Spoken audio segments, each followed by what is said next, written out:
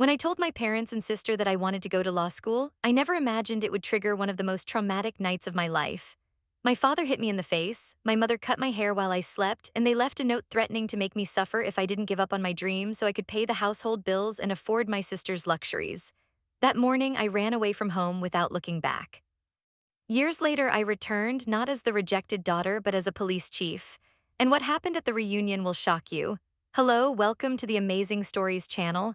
Like and subscribe to this channel, enjoy, and turn on notifications. Comment here which city you're watching from. I'd love to hear it, and I'd love to leave a heart in your comment. All my life, I've been told my destiny was to live in my sister's shadow. Ever since I was little, everything about her was praised, her grades, her clothes, her desires. Meanwhile, I was the helpful daughter, the one who washed the dishes, cleaned the house, and kept quiet. At 16, I was already working part-time as a server at a small local diner. All the money I earned went to my parents, who called it family support, though I knew much of it went to indulging my sister's whims, clothing, parties, and beauty salon expenses. I never complained, I just dreamed. My dream was to study law. I always saw myself helping people who were wronged, standing up to wrongdoing, being someone who made a difference. Secretly, with the money I managed to save little by little without my parents noticing, I paid the entrance exam application fee. I was accepted. I kept that letter for 2 days, unsure of how to tell it, but the euphoria was short-lived. When I finally worked up the courage to reveal it, during dinner, I was interrupted by my father's shout before I could even finish my sentence. You're not going to college, the money you earn is for helping out at home, and for your sister to have a decent life. My mother looked at me with contempt. My sister laughed. When I tried to argue, saying it was all my dream, my father stood up and slapped me so hard my vision went black. I went upstairs to my room without another word, my face throbbing. I cried silently until I fell asleep. I woke up in the middle of the night with a shiver. When I looked in the mirror, my breath caught. My hair, which I cared for so lovingly, was cut grotesquely unevenly. Beside the bed, a note in my mother's handwriting said, "If you don't cancel this subscription and start helping out around the house for real, we'll make you suffer until the end." I stood motionless for a few minutes in shock. An indescribable pain washed over me, but in that instant, something changed inside me. That pain turned into strength. I packed my few clothes into a bag, grabbed my wallet and cell phone, and left the house. It was dawn, but I knew if I stayed there one more minute, I would lose myself. With no money and nowhere to go, I went straight to a coworker's house who promptly took me in. The following months were the hardest of my life. I worked double shifts, took odd jobs, studied at night, and faced loneliness, hunger, and exhaustion. But I never gave up. The pain became fuel. The humiliation I suffered at home pushed me forward. Years passed, I graduated in law, I passed the OAB exam. Then I prepared for the exam I'd always wanted, and I won. I became a police chief. I bought my car, I bought my house, I did it all without help. All for myself, no one in my old house knew what I was doing, I kept my distance. My social media was private, I never shared my profession, I didn't want any contact. But one day, I received an unexpected invitation to a family lunch. A message from my parents and sister wanting to see me, catch up, and chat. I accepted. I knew it wasn't nostalgia, it was interest. That afternoon, when I walked into the house where I grew up, everything seemed the same, but I wasn't the same anymore. They greeted me with forced smiles, and soon the topic came up. They wanted me to contribute 3,000 reais a month to help around the house, as if I were still the same submissive girl. When I refused, my father stood up angrily, just like old times. But this time, I was the one who stood up. I was the one who stopped the attack, and I was the one who ordered the arrest. The silence in that room was the loudest sound I'd ever heard. Now they would know who I'd become. The morning after my escape, reality hit me hard. I was alone, without a clear plan, my heart in pieces, and my head full of questions. My coworker, Lime, welcomed me without hesitation. She lived alone in a small one-room apartment and offered me her couch and what little she had. I'll never forget that kindness. Even though she didn't understand what I was going through, she hugged me and said, "Stay here as long as you need." For the first month, I continued working at the diner, but I asked to switch my shifts to nighttime so I could study during the day. I bought used textbooks at a secondhand bookstore and began walking every day to a public library that offered free internet. I read as if my life depended on those words, and in a way, it did. My parents didn't try to find me. They didn't call, they didn't text, they didn't show any kind of concern. That hurt more than the physical assault. It was as if I'd never existed to them. Lime, concerned, suggested I file a police report, but I confessed that at that moment I wasn't ready to address that wound. I felt ashamed, scared, and something inside me still wanted to believe they would change. An illusion. As the months passed, I gained confidence. I tracked down my transcripts, organized my documents, and managed to put my college enrollment on hold to start next semester. Meanwhile, I continued saving every penny. I worked double shifts at the diner and also took on odd jobs on the weekends, babysitting, stocking small shops, or cleaning houses. Some days I barely slept 3 hours. Other days, I cried alone in the diner bathroom to keep from breaking down in front of the customers. But there were also times when I'd look in the mirror, my poorly cut hair slowly growing back, and tell myself, you'll get through this. You'll win. In the second semester, I was finally able to start classes. It was a private college with modest tuition, which I accepted after being accepted into a scholarship program. I was one of the oldest in my class and the only one who worked late into the night, barely sleeping, and had to leave for class in the morning. I arrived exhausted, but I hung on every word. The criminal and constitutional disciplines fascinated me. I discovered a passion I didn't even know existed, a desire for justice and truth. One day, during a criminal law class, I heard the professor tell the story of a young woman who reported her own parents for mistreatment. She had been abused for years and obtained a restraining order. That gave me a lump in my throat. When he finished his story, I looked at my notebook and wrote without thinking, one day I too will have that courage. Meanwhile, my sister posted photos of herself at parties, trips, and expensive restaurants. While I mopped the floor of a store to pay for bus fare, she enjoyed the life my parents had provided. I never knew what they said to justify my absence. Probably some lie about me having strayed or disrespected my family. Little by little, I began to rebuild my identity. I got a real haircut at a salon with dignity. I bought my first new clothes with my own money. I made friends at college, and even without sharing my story in depth, I felt more seen, more alive. A professor named Dr. Valmir noticed my efforts.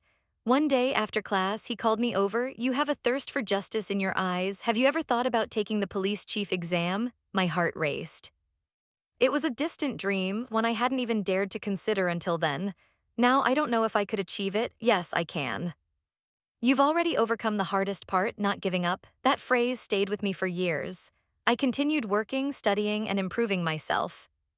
In my senior year of college, I landed an internship at a law firm that stayed open late. It was demanding, but I learned a lot about processes, deadlines, bureaucracy, and how the system actually works. Over time, I earned the respect of my colleagues and was hired as an assistant after graduation. Still, the goal was clear, the competition.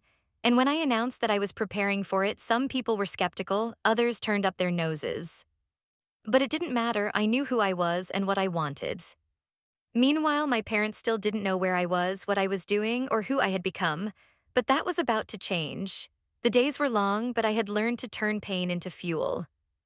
I slept little, read a lot, and worked intensely. During my internship at the law firm, I absorbed everything like a sponge. I watched lawyers draft briefs, studied procedural strategies, and saw firsthand the pain of those seeking justice. That only fueled my determination. When I finally received my law degree, alone, with my name echoing in the silent auditorium, I felt a lump in my throat. There was no parent in the audience. No sisters clapping or taking pictures, but there were also no screams, slaps, or threatening notes. For the first time in a long time, I was surrounded only by silence and freedom. Shortly thereafter, I passed the OAB exam. I remember crying uncontrollably in the bathroom at work when I saw my name on the list. It wasn't just a professional achievement, it was the silent answer to everything they said about me, that I had no future, that I was a burden, that my destiny was to serve others. I started planning my next step, the police chief exam. I knew it wouldn't be easy. The competition was fierce, the content was immense, and the time was short. But I wasn't intimidated. I'd weathered bigger storms before. I enrolled in a night school preparatory course, adjusted my schedule, and cut expenses. I gave up almost everything to focus on studying, going out, resting, and even eating more elaborate meals. I lived on ramen noodles and coffee, but I was certain that if I passed, my life would change forever. During this time, I discovered that my father had been having a health problem. A college friend who still lived on the same street as my parents casually mentioned it during a conversation. It struck a chord. A part of me wondered if he was thinking about me, if he'd regretted it. But I quickly suppressed the thought. After all, if he were capable of repentance, he would have reached out to me by now, and he didn't. I had one focus. When the day of the test arrived, I was shaking from head to toe. I left the room convinced I had done my best. Still, the days of waiting were agonizing. And then, in the middle of the night, checking the results on my phone with trembling hands, I saw my name on the list of those who passed. I had made it. I cried, I laughed, I knelt on the floor of the apartment. Aline, who was still my best friend and shared my difficult moments, woke up startled by the noise. When I told her, she jumped on me and we screamed together like two teenagers. It was the victory of a lifetime. It was the beginning of a new story. The police training course was intense. I spent months between training, practical and physical studies, simulations, tests, and more tests. I met incredible colleagues, many of them with stories as difficult as mine. There, among people who also had scars, I felt like I belonged. I saw that I wasn't the only one who had overcome the impossible. Upon completing the course, I was appointed police chief, the title I'd always dreamed of. I received the badge with steady hands and teary eyes. I had a small house with a mortgage, a used car, and above all, respect. No one had given me anything. I built it all with sweat, tears, and courage. I chose to work in a city different from the one I grew up in, but not too far away. This allowed me to maintain distance without breaking with my roots. My work was intense but fulfilling. I enjoyed the feeling of justice being served, of protecting the voiceless, of being on the front lines. Little by little, I gained experience conducting investigations, commanding operations, listening to victims, and confronting perpetrators. Every time I saw a woman walk into my station with bruises on her face and fear in her eyes, I saw myself there. It was as if fate reminded me why I was there, and I never forgot. The years passed. And at a certain point, something curious started happening. Distant family members, childhood neighbors, and old acquaintances began reaching out to me. Some added me on social media. Others sent strange messages, wanting to know how I was, what I was doing, where I lived. I declined all invitations. I remained reserved. I didn't want anyone to know what I had accomplished. It wasn't time yet. Then one Sunday afternoon, I received a text message on my phone from my mother. It said they wanted to see me, talk, and were proud of my achievement, though it didn't mention anything about my position. It also suggested I attend a luncheon the following Saturday. I read it over and over again. I couldn't help but laugh bitterly. After years of silence, they came with sweet words and vague promises. It was hard to believe. But I decided to go. I wanted to look them in the eye. I wanted them to see who I had become. And without even knowing it, they were about to discover that the daughter they had despised was now the authority. Lunchtime arrived, and I confess I didn't sleep well the night before. Despite all the strength I'd gained over the years, reliving the past was an emotional risk. The wound no longer bled, but the scar itched. I wore understated but elegant clothing, no jewelry, nothing flashy. I wanted to be heard, not analyzed. I took only the essentials with me and, of course, my gun, registered and loaded as usual. It was part of my job, but that day it was also my armor. I arrived a few minutes before the scheduled time. The facade of the house where I grew up was practically the same. The same plants in the garden, the same gate with peeling paint. For a moment, I was overcome by a childhood memory of me sitting on the living room floor, drawing with colored pencils, while my sister watched cartoons and my mother told me I should be washing the dishes. I knocked firmly on the gate. My father opened it. He looked at me with a mixture of surprise and distrust. He was visibly older, unshaven, his posture hunched. For a moment I hesitated, but I quickly regained my composure. "Hi," he said. "Hi," I replied without a smile. My mother appeared in the doorway with that same sly look as always. She feigned surprise, as if I were a daughter who had been on exchange for months, not someone who had been expelled and assaulted. "I'm so glad you came," she said, trying to sound warm. "Well, I thought it would be interesting to hear what you had to say." I was led into the dining room. There was my sister, sitting as if she were the lady of the house. She was wearing expensive clothes, wearing makeup, and holding her cell phone. She barely looked up when I arrived. She seemed irritated by my presence, as if I were the one who had abandoned the family. Lunch was served with an artificial effort at politeness.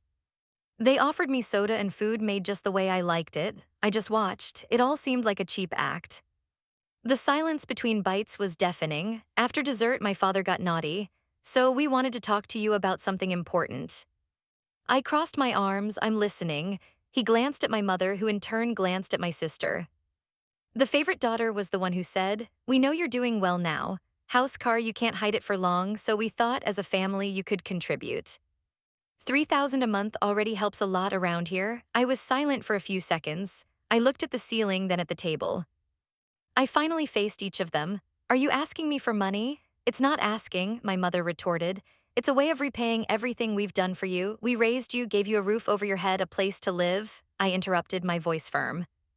"You assaulted me, kicked me out, destroyed my hair while I slept, and even left a note threatening my life." The room froze. My sister let out a mocking laugh. "Oh, stop, are you still with that story? It's over." My father stood up abruptly. "Don't raise your voice to your mother. You're still our daughter, but if you're not useful, you're worthless." And then he took a step toward me with the same look he'd used before he'd hit me. The old reflex kicked in, but this time I didn't back away. I stood up, removed my gun from its holster with precision, and in a firm voice said, "Officer, Chief, any attempt to assault a law enforcement officer is a crime." The warning has been given. Silence was immediate. My father froze in place.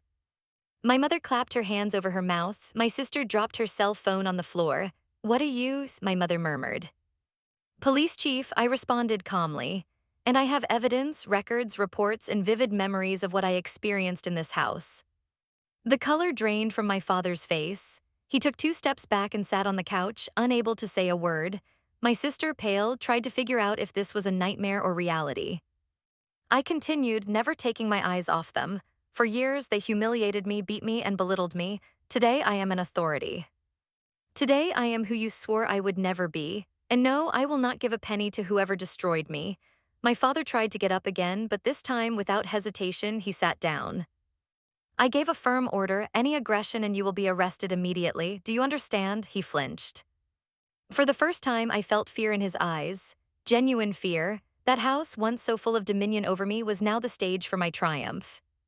They, yesterday's tormentors, stood before the woman they had failed to break, but that would be only the first lesson. What came next, they would never forget. After the initial shock, silence reigned in the house. My parents and sister didn't know how to react. My father, who just minutes before thought he could still intimidate me with a shout or a punch, now could barely look me in the eye.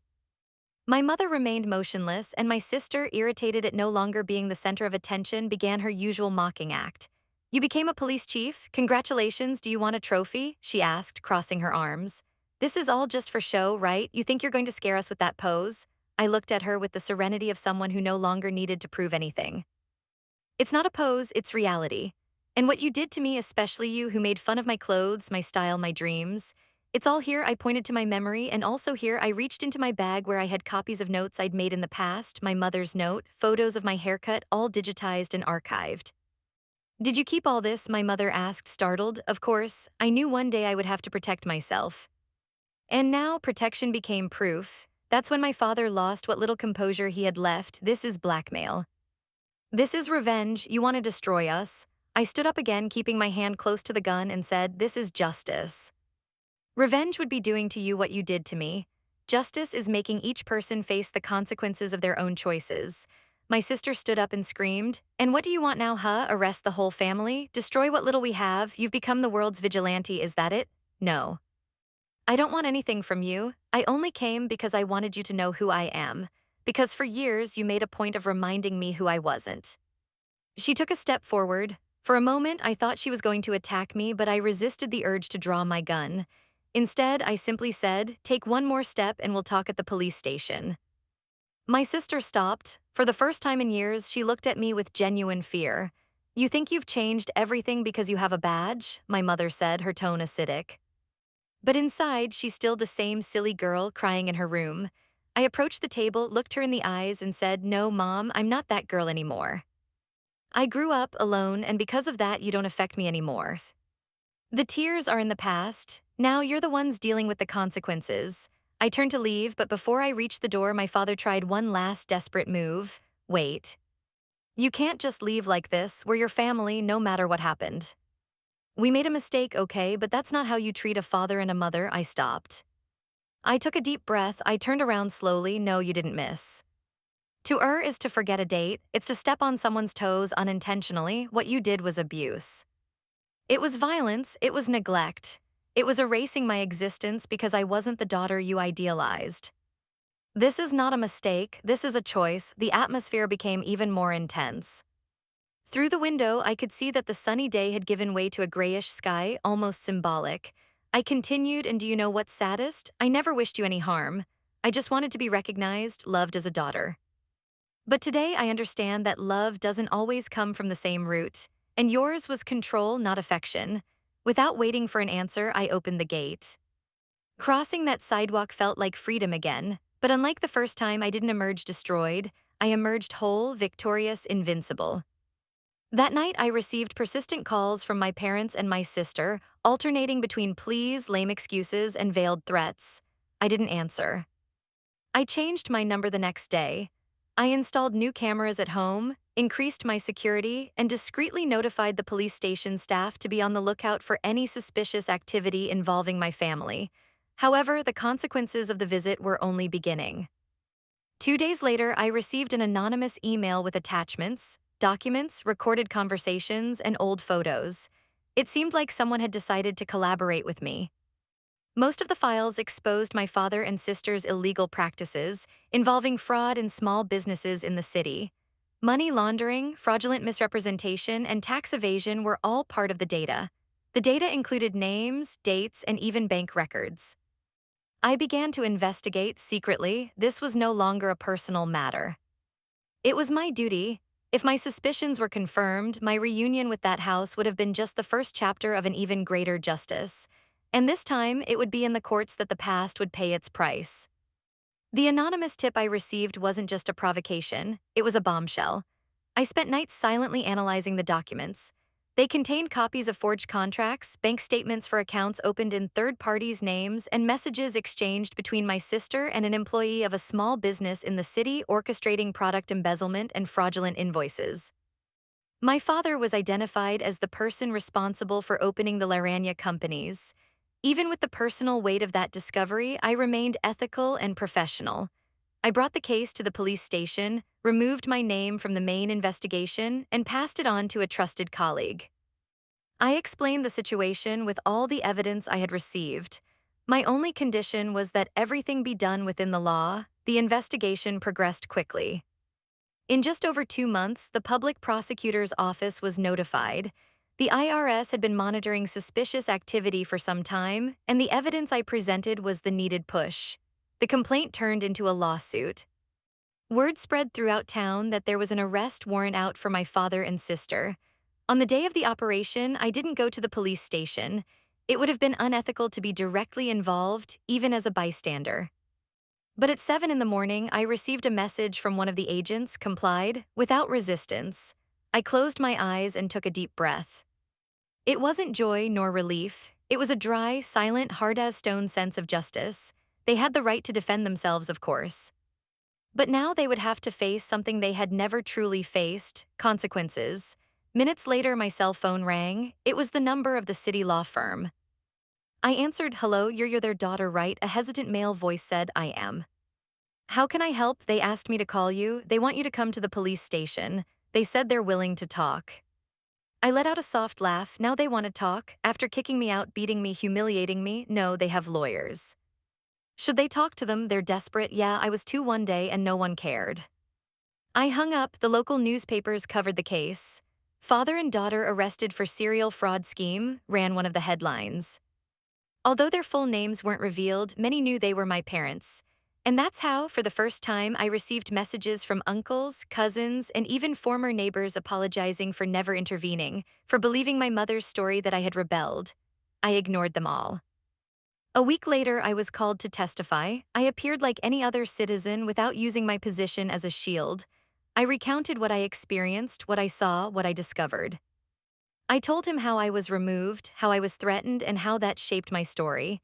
At the end, the prosecutor looked at me with respect and said, "You had every reason to hate them, but you chose the right path." When the judge ordered both of them pretrial detention, citing the risk of obstruction of justice, my mother begged for a hearing. She was granted a hearing like any other citizen. There, she tried to manipulate me with tears, saying it was all her sister's fault, that my father was sick, that they just wanted to start over. The judge was clear, his crimes didn't disappear with belated repentance. My father would have difficulty adapting in prison. He had to face the system he had so often despised. My sister, accustomed to being served, was now just one of hundreds of inmates. She tried to play the victim at first, but soon realized that the world outside the pedestal was made of concrete and bars, not praise and comfort. And my mother? She tried to victimize herself in the local press, saying her daughter had destroyed the family. But all it took was for someone to release a portion of the note she left me years ago for the public to turn against her. Public opinion is unforgiving when cruelty is fully revealed. I moved on with my life. The police station, the cases, my peaceful home, I never sought revenge. I never wanted to see them behind bars. But they put themselves there brick by brick with every act, every lie, every humiliation. Years ago, I was just a girl with a bruised face and forcibly cut hair. Today, I'm a police chief. Today, they know they can't hurt me anymore. I didn't go to the jail to visit them. I didn't answer their calls. I didn't answer their letters. My silence was the greatest response. My absence was the punishment that hurt them the most. And in the end, it was exactly as they promised in that note. We will make you suffer for the rest of your life. But in the end, it was they who suffered.